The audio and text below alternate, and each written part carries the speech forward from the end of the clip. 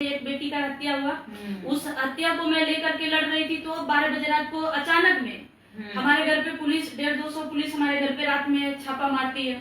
फिर अभी मैं जो चुनाव की बात की, जिस दिन से पर्चा दाखिला करके आई तो पुलिस हमारे घर पे जा रही, तो एक तरह से ये हमारे मनोबल को तोड़ना चाह रहे हैं। तो उनको हम पत्र के माध्यम से और मैं खुद जाकर के मिली और उनसे हमने कहा कि भाई हम अम्बेडकर के औलाद हैं, हम ये पुलिस से डरने वाले नहीं हैं, आपके पुलिस चाहे कुछ भी हमारा कुछ नहीं कर सकते।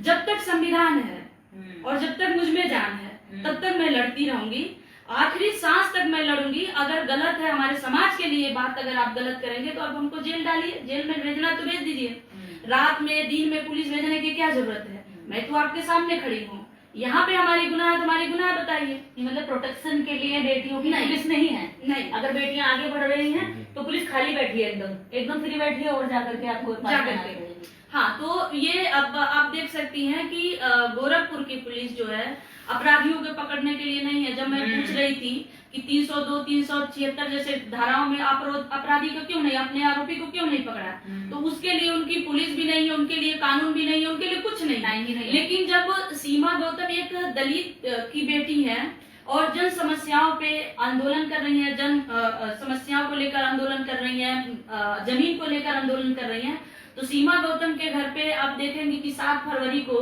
यहाँ तक कि 144 धारा लागू किया गया आंदोलन को रोकने के लिए। तो ये है कि हमें हमारे जो शक्ति की बात है, संघर्ष की बात है और हिम्मत की बात है, तो ये जितने लोग ये लोग हमें प्रताड़ित कर रहे हैं, उतना ही हमारे मनोबल और भी बढ़ता जा रहा है और अपने समाज के प्रति और मैं दृढ़ता के साथ मैं मजबूत होती जा रही हूँ कि नहीं मैं सही हूँ और हमारे वजह से कहीं ना कहीं ये झुक रहे हैं। मैं एक चीज और बताती चलूं, ये जो संघर्ष और ये त्याग, समर्पण, तपस्या का जो भाव है, ये अम्बेडकर की बेटियों में नहीं हो सकता। व्यवस्था को चुनौती देना, सिस्टम को चुनौती देना और सिस्टम के साथ बिना झुके ईमानदारी से खड़े रहना, ऐसे ही लोग देश की आवाज बनते हैं, गरीबों की आवाज बनते हैं और ये लोग सरकार की आंखों में हमेशा किरकिरी बनकर रहते हैं। इसलिए सरकार अपराधियों को पकड़ने पर जितनी एक्टिव नहीं होती, इतना इन ऐसे लोगों को दबाने पर एक्टिव होती है। पूरा जोर, पूरी ताकत सिस्टम लगाता है। लेकिन ऐसे में आज ये बात साबित कर दी है सीमा गौतम जी ने कि मैं ना डरूंगी ना झुकूंगी और गरीब वंचित की लड़ाई लड़ रही हूँ और आगे ही बढ़ूंगी और इसमें सफलता भी जरूर प्राप्त होगी। क्योंकि सफलता इसलिए प्राप्त होगी जब सीमा गौतम जी अम्बेडकर जन मोर्चा के तहत श्रवण कुमार निराला जी सब लोग 17 मार्च का था आंदोलन, 17 मार्च का आंदोलन था। यहाँ लगभग 60 से 70 हजार लोग गोरखपुर के अंदर, आप ये लगाइए गोरखपुर के अंदर इतनी जनता का इतिहास रहा होगा। बड़े बड़े लीडर और नेता आते तो कुर्सियां खाली रह जाती हैं। आपके आंदोलन में ना कोई कुर्सी थी, ना कोई सुविधा थी, ना कोई लालच था, कुछ नहीं था, लेकिन जनता उस भाव से आई क्योंकि जनता एक गज की जमीन के लिए भी कहीं आज भी भूखी लगी है। आपका आंदोलन नहीं है ये, उन गरीबों का आंदोलन है। आप नेतृत्व कर रही हैं और वो आप में उम्मीद देख रहे हैं जी। और अब आपको एक महिला या लड़की भी नहीं रही है, आप गरीबों की उम्मीद बन चुकी हैं। ये 17 मार्च को लोगों ने साबित कर दिया कि आप कोई अकेले व्यक्ति नहीं है, आप कोई एक संख्या नहीं है, आपके पीछे की संख्या को आज कोई काउंट नहीं कर सकता। सीमा गौतम भले ही एक नाम है, लेकिन सीमा गौतम के पीछे कितनी काउंटिंग है ये कोई नहीं गिन सकता, क्योंकि जहां तक आपकी आवाज जा रही है वहां तक लोग जुड़ रहे हैं। बिल्कुल। और विरोधी जिन्होंने मंदिरों से बैठ के खाया वो हमेशा विरोधी रहेंगे, वो आज भी हैं, वो कल भी हैं, उन्हीं से तो छीनना, उन्हीं के पास तो कब्जा किया हुआ है, तो इसलिए उनसे हमें डरना भी नहीं है। तीसरी चीज हमेशा मैंने जब से इस आंदोलन को देखा है, पढ़ा है, एक चीज और मैं नोट करती जा रही हूँ कि वो लोग तेजी से जो राशन वाली जो प्रक्रिया है, क्योंकि इसमें कहीं ना कहीं स्टेप में हमारे लोग फंसे हुए हैं, इसी के दम पर वो वोट लूटते हैं, इसी की वजह से आंदोलन नहीं हो पाता, क्योंकि भूखा व्यक्ति आंदोलन करता है। उन्होंने क्या किया, जमीन मत दो, अधिकार मत दो, आत्मसम्मान मत दो, इनकी बेटियों के साथ कुछ भी करो, इनके रात को पेट में पड़ने का इंतजाम होना चाहिए। जब पेट में आटा पड़ जाएगा, रोटी पड़ जाएगी, तो क्या होगा, ये फिर ज्यादा कुछ सोचेंगे नहीं, अगले दिन फिर मजदूरी करने चले जाएंगे। तो वो जो राशन वाली प्रक्रिया उस पर हमारे लोग बहुत ज्यादा अपमानित होते हैं। यहाँ जमीन में जब वो अपना हल चलाएंगे, अपने खेतों में अपने आप मेहनत करेंगे, वो बलशाली हैं, हाथों से मजबूत लोग हैं। हमेशा से उन्होंने इस खेत के इस देश की सारी बंजर भूमियों को उपजाऊ इस देश के दलितों ने किया है। जी। वो पहले से फावड़ा चलाने वाले लोग मसल्स उनके स्ट्रोंग रहे हैं। तो यहाँ पर सबसे ज्यादा अब जो विरोधी है वो यही बात कह रहे हैं कि राशन की भीख लेने वाले अब जमीन की भीख मांग रहे हैं। तो ये बात आज यहाँ से आप लोग बताइए, क्या जमीन की जो आपकी मांग है ये भीख है या अधिकार है? ये हमारा ये संवैधानिक अधिकार है। क्लियर कर दीजिए ताकि उनको ये- कंफ्यूजन खत्म हो।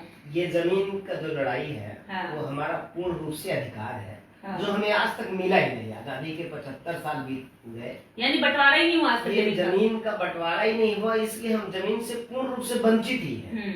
और एक मैं आपको और क्लियर करूं कि जब हम लोगों ने पहला आंदोलन का ये हमारा दूसरा चरण हो चुका है, तीसरे चरण में हम लोग 10 अक्टूबर का ऐलान कर चुके हैं, डेरा डालो घेरा डालो आंदोलन।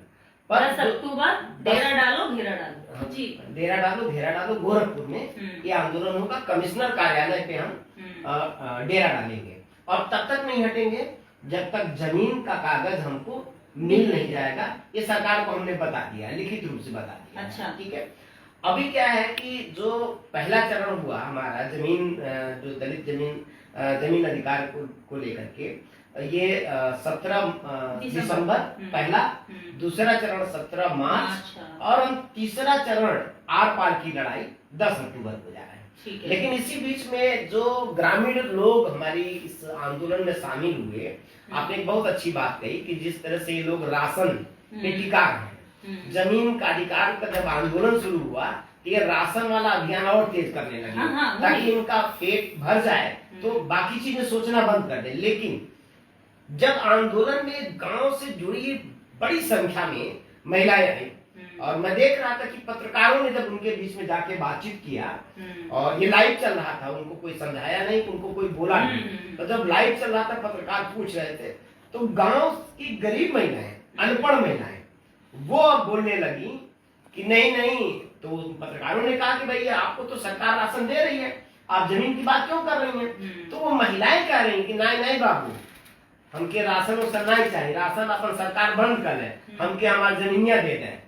ये मतलब बहुत क्लियर वो बोल रही थी। मतलब समाज स्वाभिमान की रोटी खाना चाहता है, सरकार भीख की देना चाहता है। सरकार जबरदस्ती भीख दे रही भीख है। दे रही है। जैसे वो समाज समझ रहा है कि सरकार हमको भिखारी बना रही है। गांव की उन महिलाओं का जो वो आवाज है, उन्होंने कहा कि हमको सरकार अपना सारी फ्री की योजनाएं बंद करे, हमको हमारा जमीन दे दे, हमको तुमसे कोई फ्री चीज नहीं चाहिए। तो जनता भी अब अपना हक मांग रही है। ये बात बहुत क्लियर हो चुका है। आप समझाने में सफल रहे जनता हाँ, को। ये बात तो लोगों को समझ में आया। सीमा गौतम जी ने बताया कि लगातार ये भी गांव जाके लगभग 300-350 के आसपास इन्होंने मीटिंगें किया और हम लोग भी लगातार गांव में गए और लोग चौपाल लगा के लोगों को समझाए। उसी का ये परिणाम है, क्योंकि जबरैली के बाद सरकार ने हम लोगों के खिलाफ साजिश किया। जब लाखों की संख्या में लोग आ गए गोरखपुर में 17 दिसंबर को, तो सरकार ने एक फिर बड़ी साजिश आंदोलन को रोकने के लिए सबसे पहले हमारे घर को सील कराया।